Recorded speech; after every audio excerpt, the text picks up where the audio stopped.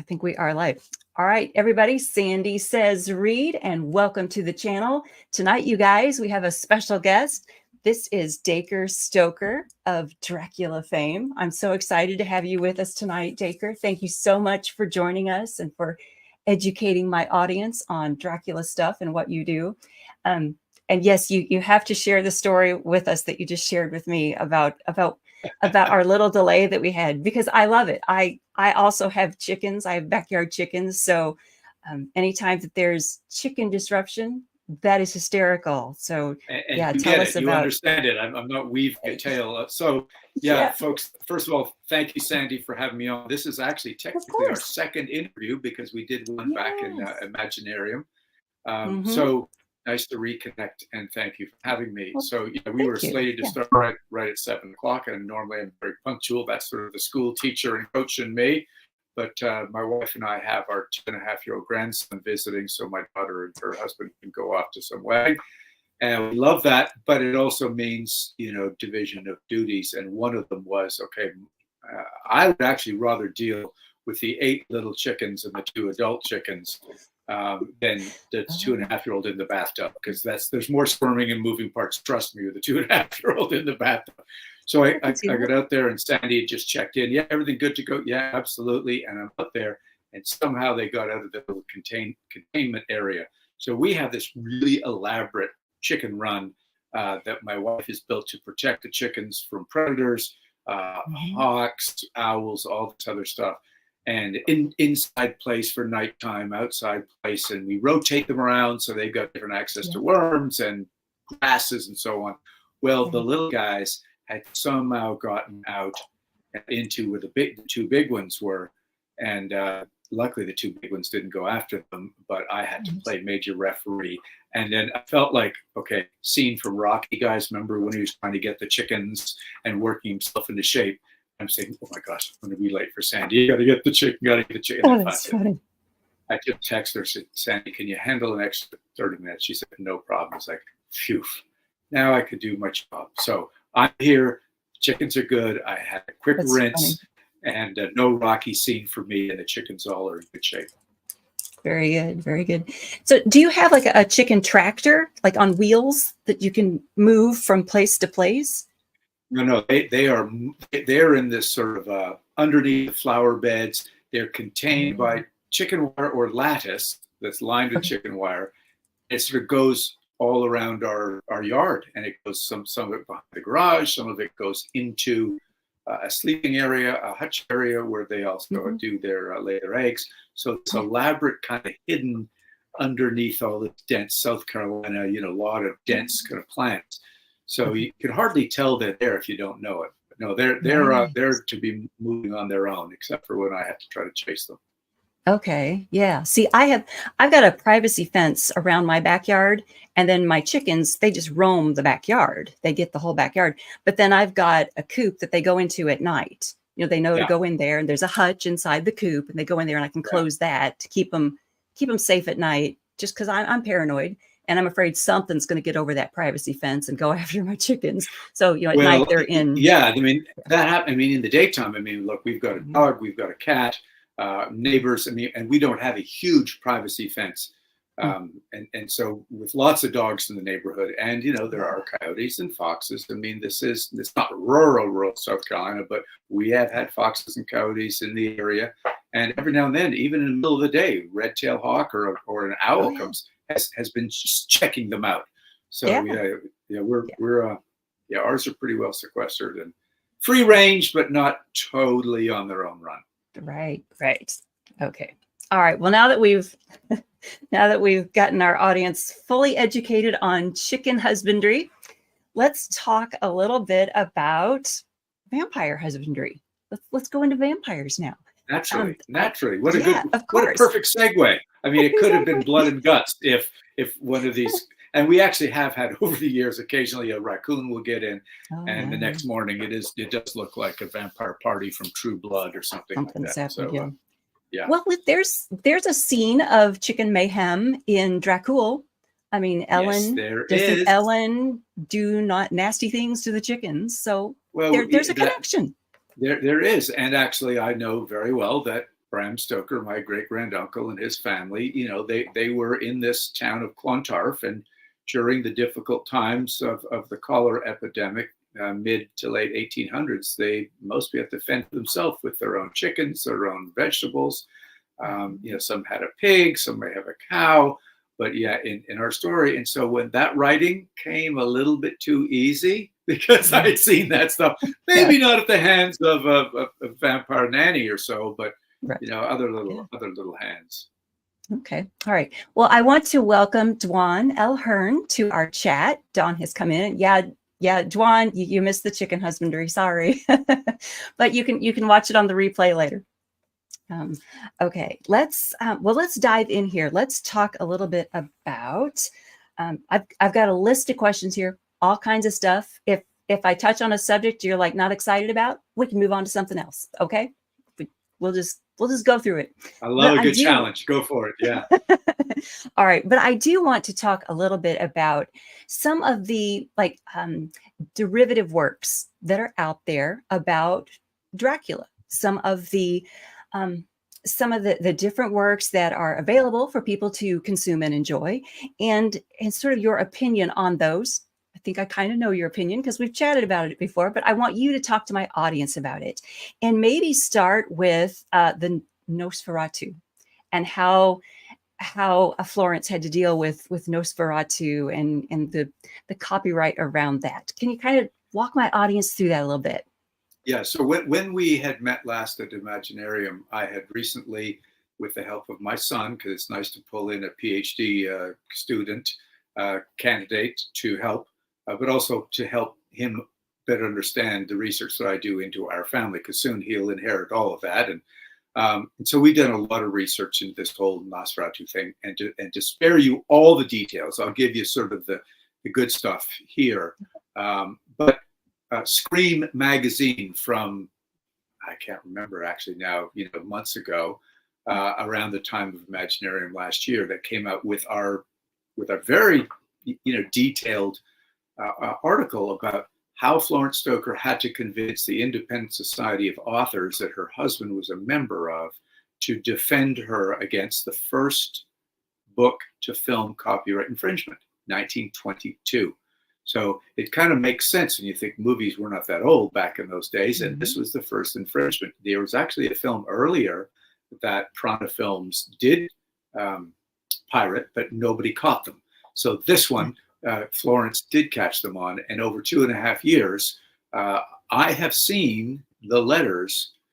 They exist in the British Museum Library between Mrs. Stoker, the Independent Society of Authors, the German lawyer that they hired, reporting on what's going on.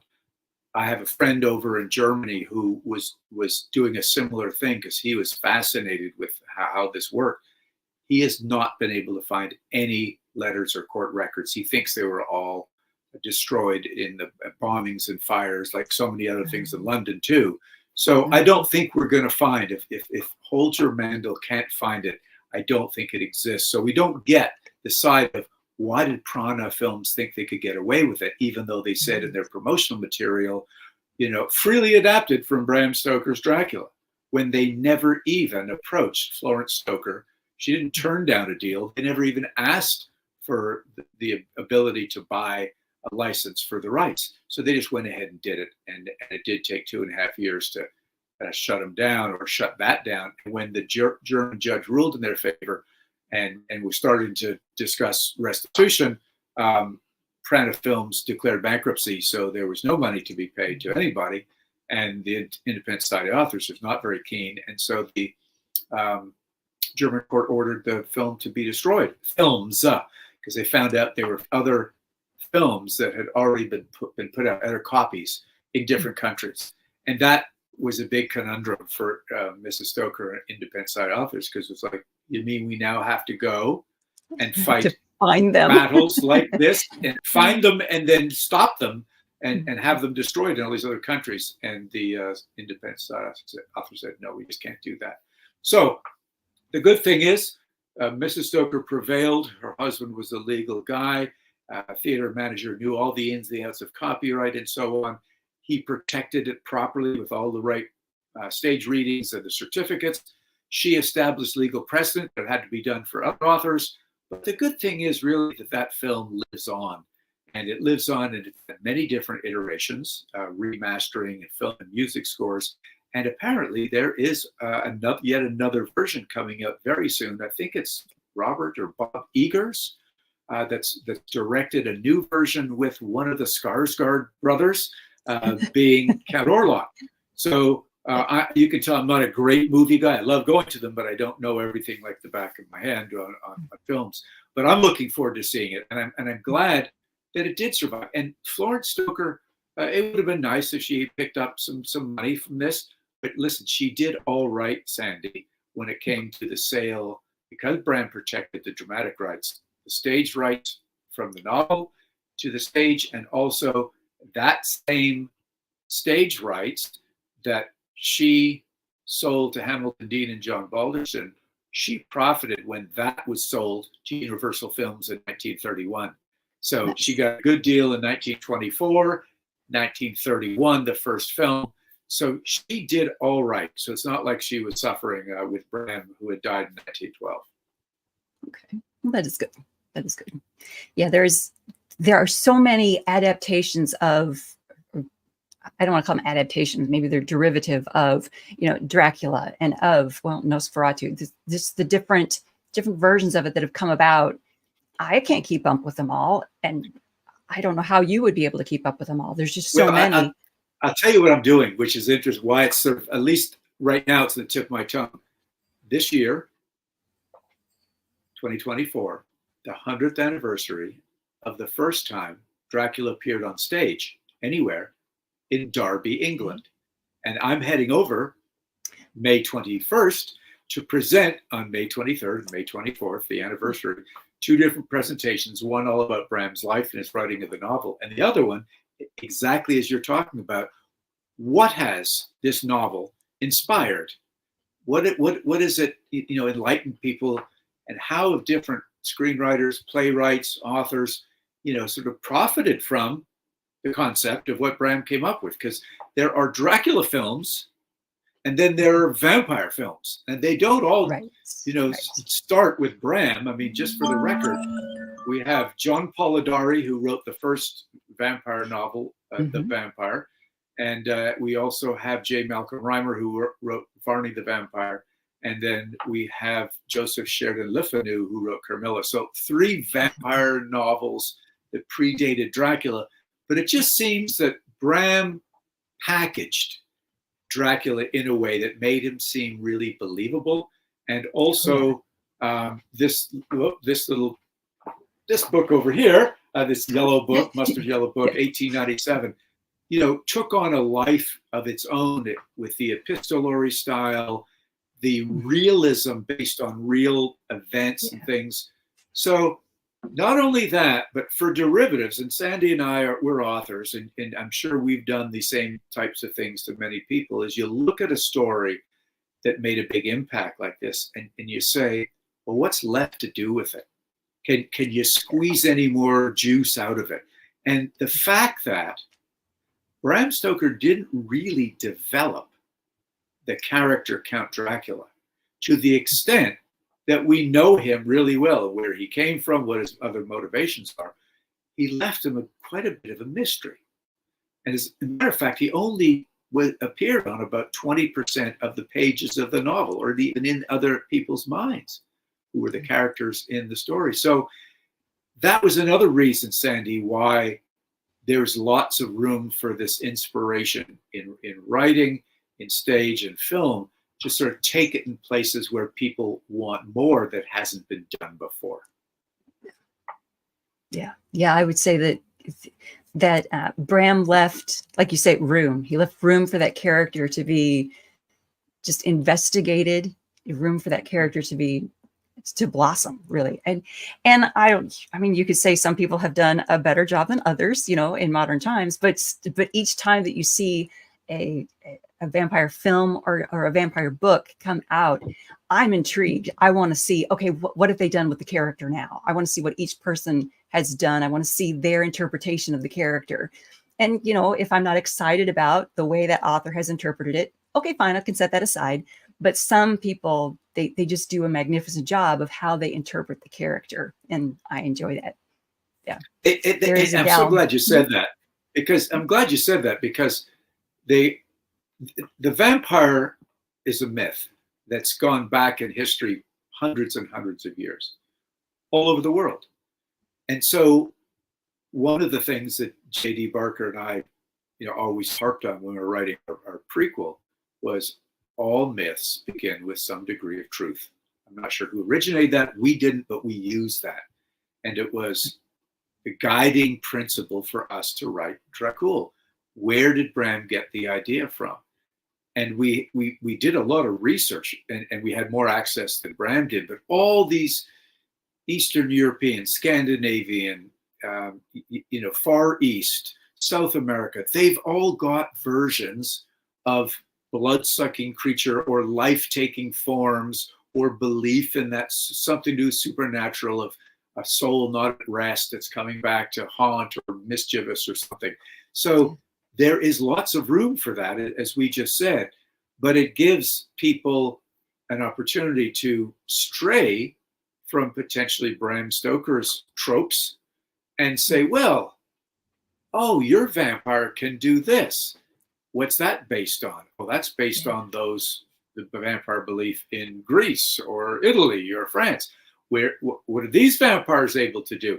And it's not like, oh, that's wrong, because it's not like Bram Stoker's Dracula. There's very little wrong. I mean, even Stephanie Meyer created the sparkly vampires when in the daytime. It's not wrong. It's just not, some people didn't like it because it wasn't sort of hardcore badass enough. But it was her interpretation of what the vampires could do during the day. Whereas in Nosferatu, the vampire is destroyed in daylight. And Bram Stoker, he was simply lost his power. He was only had the power of a normal mortal. And everybody does something a little bit different with that, how they're killed, how they, kind of change others, how they proliferate, that whole process. So it really is sort of rich with folklore, which gives lots of avenues to play in literature. Nice. Yeah. Okay. All right. That, I think that kind of can lead us into this question about research. Although my research question for you isn't so much about the vampire mythos or Dracula himself, but more a question on research about your family and in finding. Oh, I'm sorry, we've got something happening in the chat here. Hang on. Duan didn't prefer the sparkling either. He didn't prefer that either. Yeah. Well, and a lot of folks didn't, and a lot of folks did. My goodness, that series an awful lot really of people took off. did. When you look at the sales of the books, I got to tell them one story, because I was coming back from Italy. I was in Italy and France when my first book was out, and you get flown over to do book releases and interviews on top of the world, and I'm flying home, and I'm seated in the airplane next to a nice elderly lady, and I'm going back to flying to Atlanta and on to South Carolina. Oh, where are you going to? Well, I go to Atlanta and up over to here. Oh, what do you do? And I said, well, I'm an author. Oh, I'm feeling pretty good about it. She says, oh, I love those vampire books. I've just finished Stephanie Meyer's latest book. Let's talk about all those vampires. Oh dear. Yeah. And so my bubble number one was burst. And number two, I had to, I respect it, but it's just not my thing. And so I said, I hung in there as long as I could with as little as I really knew about them. And I kind of opportunistically kind of put the eye shades on and the headphones in and fell asleep. But it just shows you, you get it from all angles. And, her book appealed to, and movies, to a lot of people. Mm-hmm. Well, and like you just pointed out, different age groups. I mean, a range. Yeah, quite the range. Yeah, I mean, it wasn't the most violent. So obviously, elderly people who don't want all that blood and guts, and maybe younger people. So it's a little more YA-ish, and at the other end of the scale too. So it's like, okay, there's something for everybody. If you want to find your love in Anne Rice, Stephen King, Bram Stoker, Dacre Stoker, whomever, there's lots of us out there that do it. So All right, I'm getting off track again, but let's get back to the research. Quite all right. No, that's good. Whatever you want to talk about, my audience is going to be interested in hearing. The people who come to this channel are readers. They're going to be excited to hear about Dracula and vampires, all the stuff, all the stuff. But the research question, let's talk about the research. I wanted to ask if you could talk to my audience about the excitement of finding your great-granduncle's journal. If you could kind of walk them through how that came about, how exciting it was, and just a little bit about that. Sure. So the thing is, when you're going back a number of generations, and this was great-granduncle, so my great-grandfather's brother. George Stoker was Bram's youngest brother. So 7 kids. You got one guy at the end of the tree. That's where I'm connected. Bram Stoker had a son. His son had a daughter. The daughter was married twice during World War II. Both husbands died. 3 sons were produced by that, 2 still alive today, and they've all got offspring. None of the other members of the family have any offspring alive today. Only one other actually had offspring, but that line has died out. So when it came to me figuring out about, first of all, my great-grandfather and started to look into it, there weren't too many places to go. It was an uncle here or one uncle here, and sort of I'm Canadian, not too far removed from being Irish, and they all like to keep stuff, the family Bible, different papers, and so on. So there was one Uncle Paddy, my father's older brother, who kept all that. My dad had died, his other brother died, so there's one keeper of the papers, and he had a lot of this cool stuff. And one of the things he told me about was you need to contact with Bram's great-grandsons, my cousins, because there's rumor of a journal that exists. Now, to put things in place, Bram did not write an autobiography, so there's very little first-hand source material. He did write a set of Dracula notes that were sold at auction a couple of years after Bram died, when his wife was moving and downsizing houses. So I've been able to find, with the help of John Edgar Browning, a professor in Atlanta, the list of all those books. So that was helpful, but I didn't see a journal there. I saw these notes for Dracula. They've disappeared, and they reappeared in 1960s in the Rosenbach Museum in Philadelphia. So that gave me, and other people now can go and see, the Dracula notes. Right. And then the Dracula typescript was given away by Bram to the lawyer Walt Whitman as a thank you for Walt Whitman leaving in his will, and this guy Donaldson delivering to Bram Stoker all of his notes on his lectures on Abraham Lincoln. Bram was a big fan of Lincoln and his idea of freeing the slaves and trying to bring together a country and fixing a country. So these different source documents dealing with Dracula have kind of floated around the world, even less about himself. So on Uncle Paddy's lead, I contacted by letter my older cousins, and they said, yes, we've got some boxes of things, come on over. So I planned a trip, research trip, other things as well, London Library, British Museum, all this, to go and see my cousins. And he brought me up to his attic, and he had some boxes of some stuff, some first edition books, basically the stuff that didn't get sold by Florence Stoker 2 years after Bram died. So these were obviously the really good things that were kept. And in it was this kind of strange looking leather bound papers that were not, I say leather bound, it was leather covering and spine, but the papers weren't stuck in anymore. They'd lost the adhesive. So they were loose, but they were still stuck in there. The handwriting was atrocious. So it's really difficult to read what it said, but I knew a good person to help me. So I snapped a couple of pictures of it. Didn't have like days to sit down with the magnifying glass to figure out, but took a couple of pictures and told the cousins, I said, look, this is really significant. I'd really like to read more of it. And one of the cousins' daughter was a professional photographer. So she said, I will photograph all of them. We should have done it anyway for safekeeping. I'll photograph you high-res images 177 pages, and send them to you.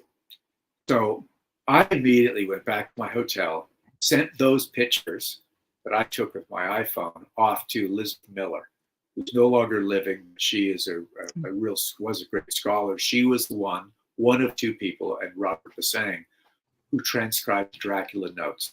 And when I say transcribe, again, Bram's writing was so bad you had to transcribe it, make sense of it, footnote it, and they published it actually by Macmillan.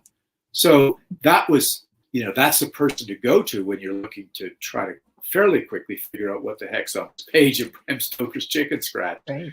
And she just about jumped through her computer, and it was like, I cannot believe it, what you found. I've heard about it for years.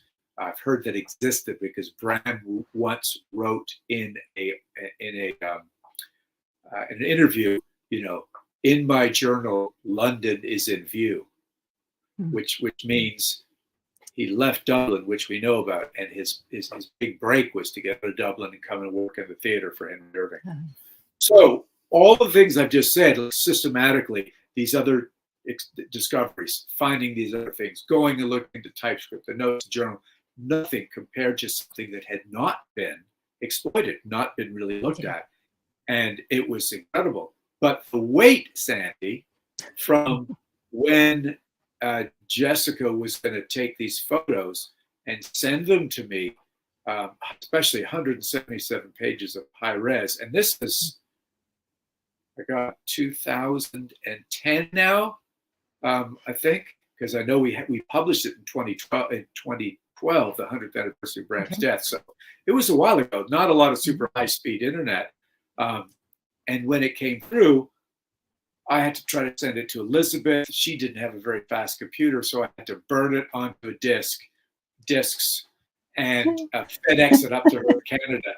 And then she started freaking out more. But okay, I told you all the finding it, but what we basically found were some, over 300 entries of things that a writer, like all of you guys interested who are listening, would call a commonplace book or a thoughts book. Ideas that you keep. Some of it do it in our phone now. Some of it have a mini spiral, little mini book you keep in your car or somewhere where you get an idea. You see something pretty cool, got to use that in a story sometime, right? You write it down. That's what you tell your people, right, Sandy? And Bram did that, and he did it in a very interesting, because he had an interesting life. He was a student at Trinity College and an all-around athlete, so he ran into a lot of people in that world. He was the head of Philosophical Society, the Historical Society. He was also a clerk in the Petty Sessions Legal Department, been promoted to the Inspector of Clerks all over Ireland. So he had tremendous opportunity to make sort of visualize things.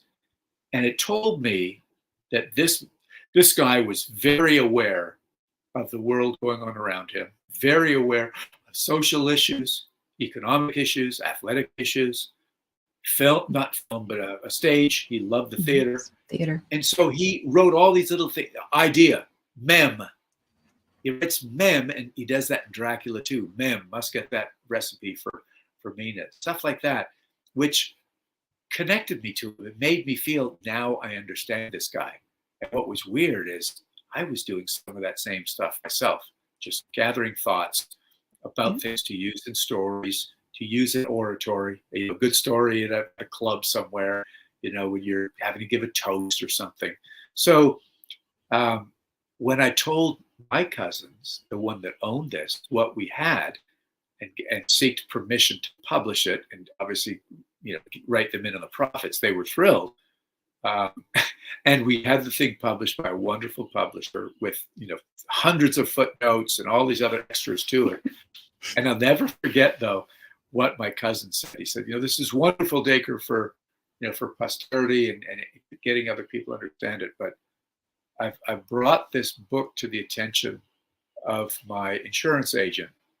And he's just told me that my premiums are going through the roof because a never before discovered journal of Bram Stoker's, after the Dracula TypeScript went for $1 million, here's something that no one's else found that gets inside the wiring or the operating system of Bram Stoker.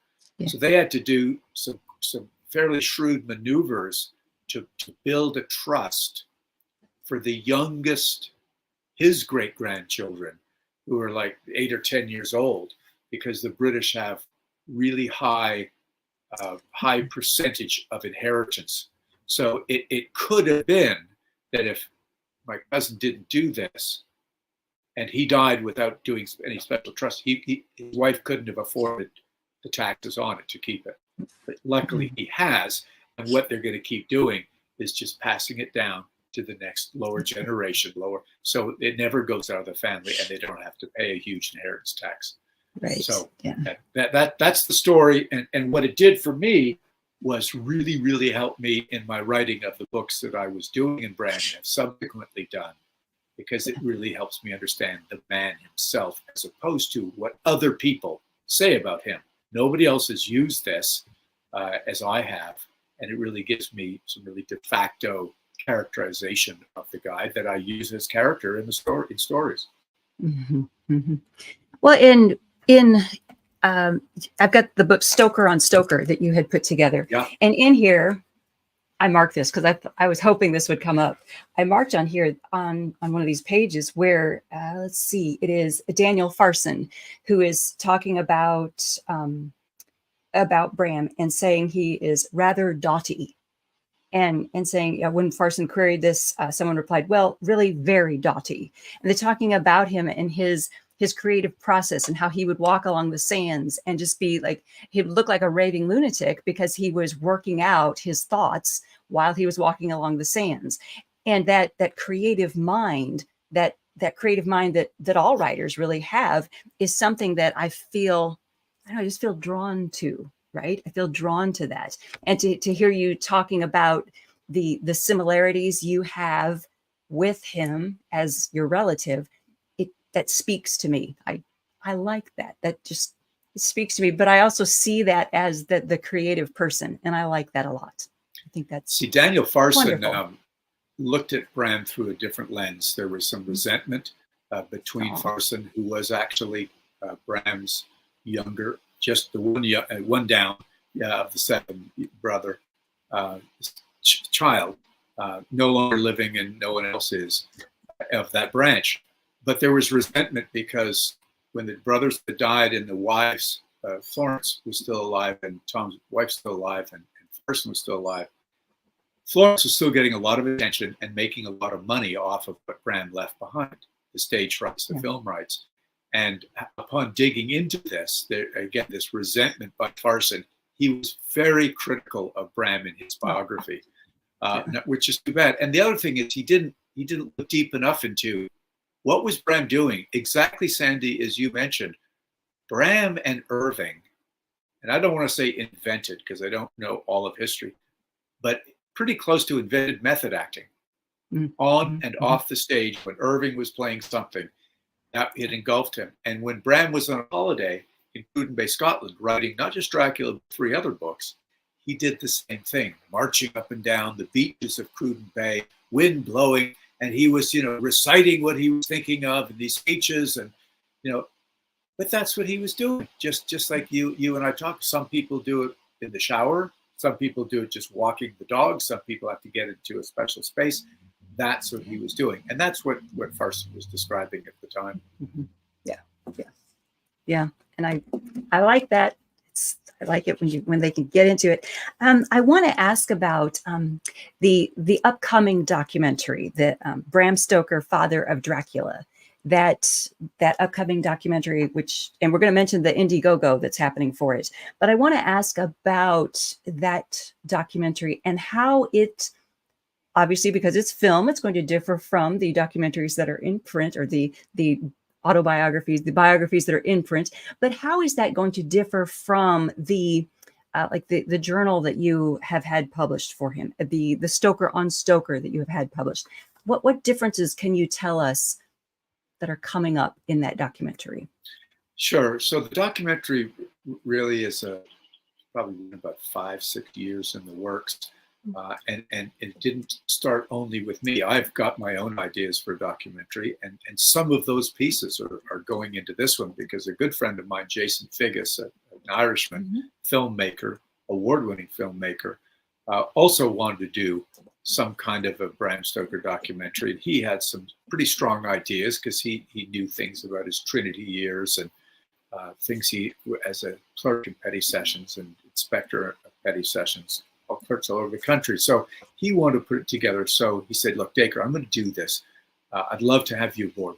What can you add? I said, well, I found the journal. I found this. So bits and pieces, Sandy, of things that I have found. They're not so much going to differ. It's just you can't use the whole thing.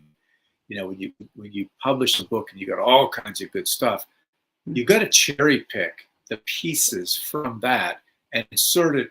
John West, who was the guy that wrote all the stuff that I it's like I handed him all these thoughts, like I do when I work with a co-author. You know, here's characterization of Bram. Here's some really interesting facets of his life. Trinity, the stage, as a clerk, in his writing, in Cruden Bay, you know, boom, boom, boom. So then John figures out how should this flow as a screenwriter, and are we going to tell the story chronologically? Are we going to tell it based on when he started writing his first book and when he finally got to Dracula? Is it going to be just Dracula? Well, the name kind of gives you a hint, father of Dracula. So it's going to have a lot of things in it that occurred in Bram Stoker's life that we believe had an influence on his writing of Dracula. So that's going on, and we pitched this idea to a number of different studios. Nobody really bit, and they bit in ways that we didn't like. So it could have been sold, but we just didn't want to go the way they wanted. So we say, you know what, heck with it. We're going to do it our way, and that is collecting footage based on a videographer friend of mine that comes with me to places because he's equally as crazed as I am about getting the story right. Colin Hamilton, who's an Irishman, but he lives in Romania. He was a Sky TV videographer. And wherever I go that he can get to reasonably, he just comes along and shoots video and interviews and so on. Well, we put that all together in a massive file and sent it off to Jason. Hey, can you use some of this stuff? Yeah, I can use this. So it's basically me, Jason, John West, and Colin Hamilton putting this together. And the only thing we need is some money to pay for a high-end studio for editing.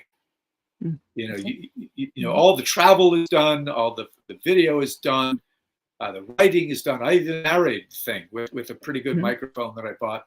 We just now need to sort of get over the finish line with this Indiegogo campaign, Father of Dracula, to raise, I think, $20,000 to get Jason a week's long time in a very high-end studio to blend this all together, put effects, put music, and all that good stuff. Okay. All right. Yeah, I the name will not come to me now because I'm ancient. I don't remember things very well, but I saw there's a composer who's doing the music for it. And when I saw the name of the composer, I went, oh, good, nice. So I've been on the Indiegogo page and I saw the different levels, the different perks. Yeah. I'm like, oh, okay, great. I need to save up. I need to do this. It looks exciting and it looks intriguing to me. So hopefully folks will, when they watch the replay of this, I will have a link for the Indiegogo campaign in the drop-down box below, and people can check that out. Oh, great. I appreciate it. Anything helps, you know, anything really helps. And I think we'll have something that my family will be pleased with. That's one of the guiding principles for me is, you know, tell the story truly, but in an entertaining fashion as well. Now, a couple minutes ago, you mentioned that later this month, you'll be going over to give a presentation about the 100-year anniversary of the movie. So I wanted to ask if that's going to be in conjunction. Stage play. Sorry, stage play. Yeah. Is that going to be in conjunction with any of the travels with Dracula tours that you do? Is that in conjunction with one Yes, of those? you're holding up one of my pamphlets. Yep, got the Yeah, pamphlet. Yep. yes. No, because Okay. that's happening later on. So, but I'm Okay. glad you asked that, because I do on a regular basis with the company called Experience Transylvania, and it's experience-transylvania.com. Two Romanian sisters, both married. One has moved to Sweden. That's where the company is based, but they're from Romania, so they know this place like the back of their hand. And I like that sort of Swedish organization, very systematic. And they started me coming over to lead tours in Romania. I've been doing it for 10 years, but a little more seat of the pants, and I wanted something a little more organized. So we lead people on these sort of 7-8 day trips, sometimes a 12-day if they really want the full Monty.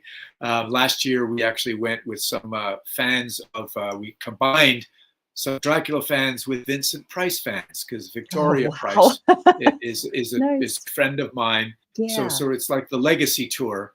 Right. And we had a 10-day tour, but we go and look at places associated with Vlad Dracula, you know, the guy that was Bram partially used his background in his name to make his count, as well as locations in Transylvania. Even though Bram didn't go there, he went there in his research in the books. A lot of good researchers did go there, write books, guides, tour guides, and Bram used all those to make it sound like he was there. But I also take people to Whitby, and I will be going there as well, Sandy, for the we got a couple of anniversaries. May 26th is the 127th anniversary of the book being published. Okay. And then earlier in the month is the 100th anniversary of the first stage play. So you got stage and film and book all in the same time frame. So we take them up to Scotland as well, Cruden Bay, north of Aberdeen, where Bram actually did his writing. And what's really cool about that place, Sandy, is that as a writer's retreat, it was exactly what Bram needed. Almost no distractions, but he was close enough to a telegraph machine. So if he had to communicate with Henry Irving, even during his summer holidays, he could. Post office, telegram, so on. But it had a big, long 2-mile beach where he could wander and walk and get inspired by the endless ocean. It had beautiful vistas all around him, farmland, and also very craggy coastline, which is really cool in Scotland, and a castle. It actually had a castle. The Earl of Errol's family had owned it for hundreds of years.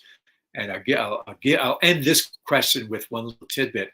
That castle, Slane's Castle, was the castle Bram visited at least once, but it's the same layout. The internal layout of that castle is what Bram used for the layout of his fictional Castle Dracula.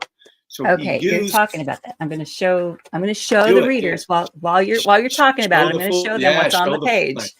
So that's what Sandy has pulled out. And look in the middle of the screen, you see the octagonal room.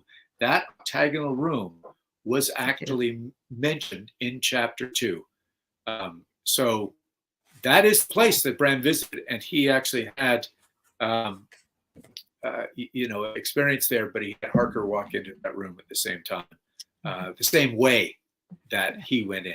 So Slane's Castle, and also Bran Castle, Dracula's castle in Brasov, near Brasov, Romania. So that's his merged castles, much like he merged his Mephistopheles character of Henry Irving, the devil, with Vlad the Impaler, named Dracula, meaning the devil. So merging of characters to make his Dracula incarnate, merger of castles, and then placed it in the right location in northeastern Transylvania on an extinct volcano. Why?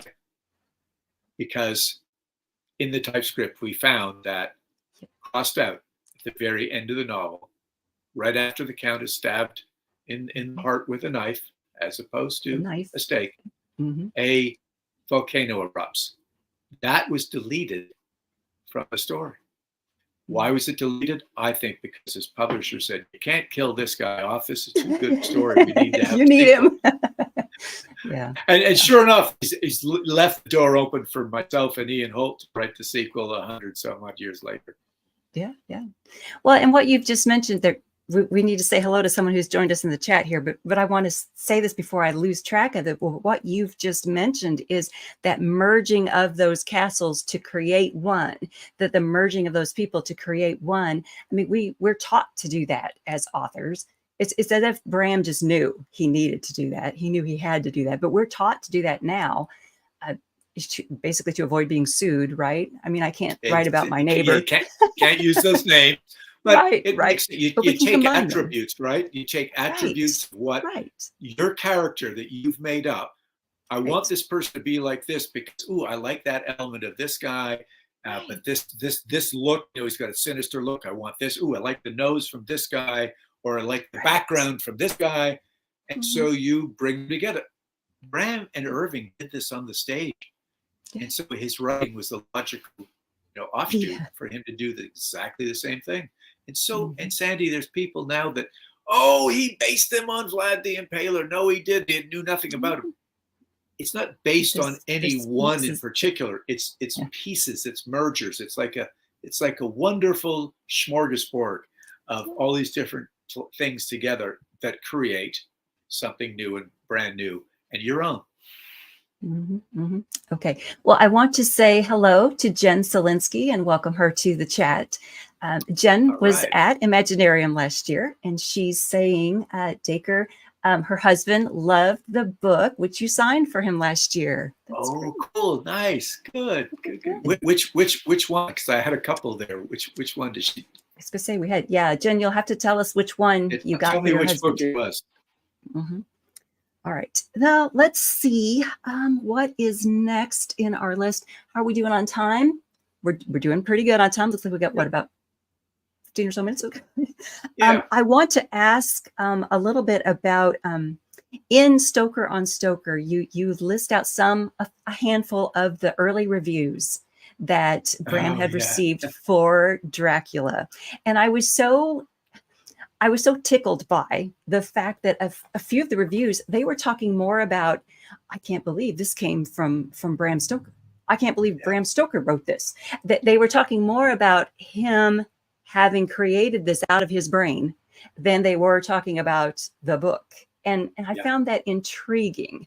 And I guess, and Stoker on Stoker is the book that Jen got for her husband. That's the one you signed for him. Oh, good. Yeah. Okay. That's really it's kind of, a smorgasbord of all kinds of thoughts and stories and reviews and things.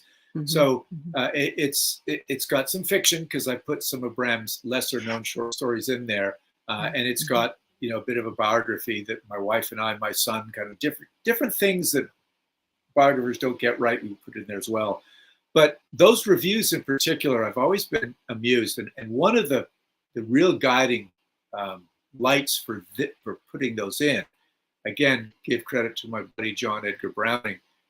He found that early biographers have all repeated the exact same thing.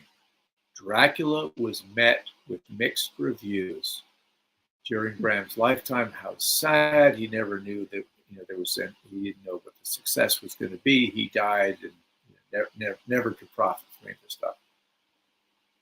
What John found was that that statement was based on what the first biographer said, based on a very small sample of reviews. Yes, there was one negative review because they felt it was very sensational. And that's not the word that we use today. Oh man, that's sensational. That's awesome. That's great. Kick-ass, wonderful. Yeah. It's, oh my God, it's too sensational. And then it's just as you said, Bram was a very conservative theater manager for Henry Irving, who was, very, he was a very interesting and complex person. But both of them were trying very hard to bring the theater, elevate its role in its place in society and the role of the actors in society. So, no more drunkenness, wear the right costumes, use the right dialects, be seen in the right places. Let's start attracting the upper crust of society. And sure enough, that worked. And the Lyceum became the place where royals came. There was cheap seats as well, but also Henry Irving, because of Bram Stoker's hard work and his being an upstanding guy. He was the first actor ever knighted for his contributions to the theater. So that's the kind of guy that shocked people. He stood between Bram and all the fans and the reviewers and everybody else.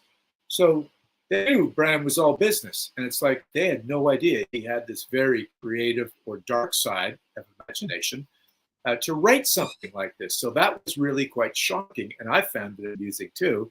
But I also found like one of them, I think, from San Francisco, The Wave being the name of the newspaper. This is the biggest mistake. This book is terrible. It'll never amount to anything. It was hilarious, that if anybody was still alive in the family of the person who wrote it, they'd get a real kick out of it. Not that I hold into resentment, but it's like this guy couldn't be any more wrong. But it shows you that some people were really surprised and shocked. And in some cases, this was really gruesome stuff, supernatural and bodies coming out of the grave. It may have offended some people. That the Victorians, some of them got offended quite easily, didn't they, Sandy? Oh, yeah. Well, people, they were offended by like the Tenet of Wildfell Hall when Anne Bronte released that. I mean, people were offended by that. It's people had different sensibilities back then. That's All it. right. Yes. All right. Well, let's see. Tell us what's next for you. I mean, obviously we have the documentary that you're working on. Have you already done the narration for it? Is that already complete? Oh, okay.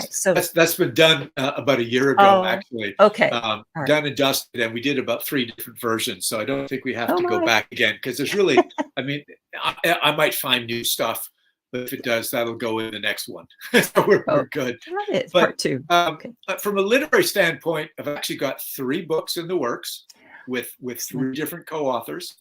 I've got one that is complete with the exception of the usual edits. When and if the publisher, it's sitting in the hands of Penguin Random House right now in England, but it is the story of Bram Stoker writing Dracula, the summer that he did it in Cruden Bay, Scotland. But it is much like Dracula, fictionalized, where really weird stuff happens and certain things happen, supernatural scale that don't want the book written. So that's with Dr. Leverett Butts from University of North Georgia, wonderful guy, good friend. That took us about 1.5 years to get done. I've got another one with a lady who I met on one of my tours, L.A. Selby from Florida. She has a really cool background in as a psychologist working with people who have PTSD, also an author. But when we started talking and hitting it off, her and her husband, it's like they really liked my idea. And the way I don't share these ideas with everybody. Normally they got to sign an NDA, but I felt this was going to happen. She really wanted to. So we sketched out one on a little scrap piece of paper. But it was basically a sort of psychological horror thriller about Mina Harker and what was going on in her head as a result of the blood exchange with Dracula and that mesmerism that was going on.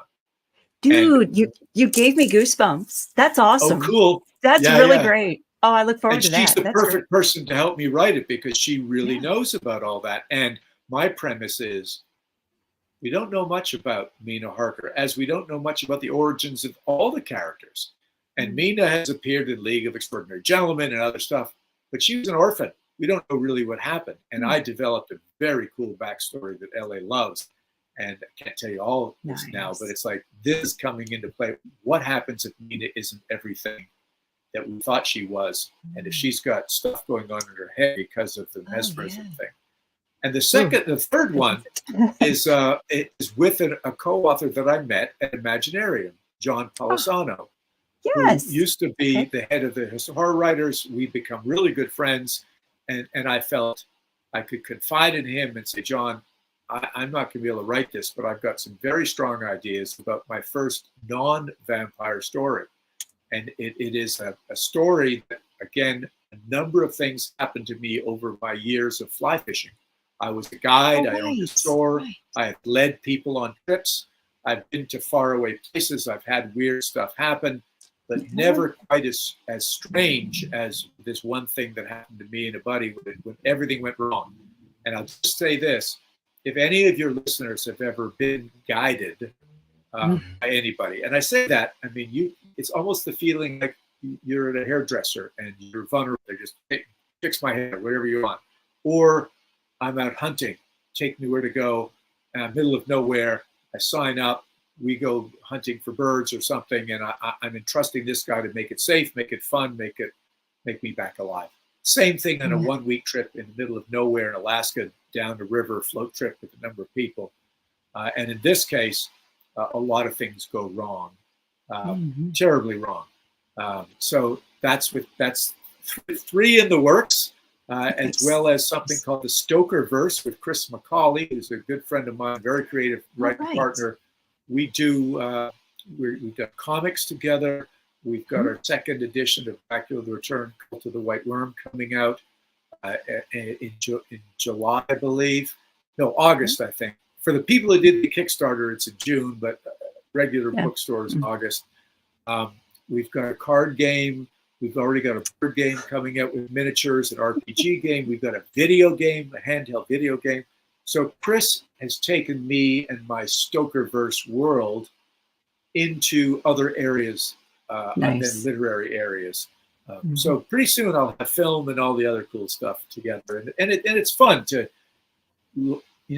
connect with good people that you can trust, and that you take this journey together to bring Bram Stoker's stories, his own life, back to life in a way that people have never recognized or just overlooked because they're too caught up in his creation as opposed to the creator. Right.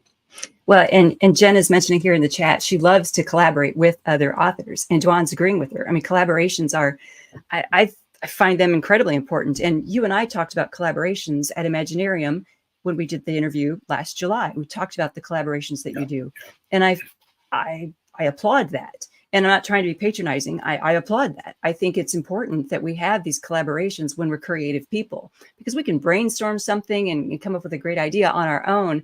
But then once you start collaborating with someone, once you sit down with someone and you start brainstorming with them, I mean, it's like you can be set on fire with these ideas, right? And like you said with Macaulay, the ideas that he can bring to the table and the way he can help you expand Stokerverse into like a handheld game. Which one of us would have come up with a handheld game? Right. Right. But he can help you create that. Right. When you've done these things, I mean, as mundane as when you take words from a page that Sandy, you or I have written, or a chapter, and you've got to reduce those to 5 picture boxes in a comic and the little word bubbles. It's like writing a script, right? But it's really difficult to then take all those words and reduce them to get the same idea across with imagery and just a few words. And that's the thing that Chris has been helping me do. Plus, I am usually a very honest person. I do not have those skills. I would not be able to do these things without these co-authors. Had I maybe started my life earlier as a writer and study, I may not have had to. I still would have collaborated because that's the kind of guy I am. But there's no way I could have gotten to where I am. Researching I could do on my own. And I'm lucky that there's other people that will open up their doors and open up their research to share with me.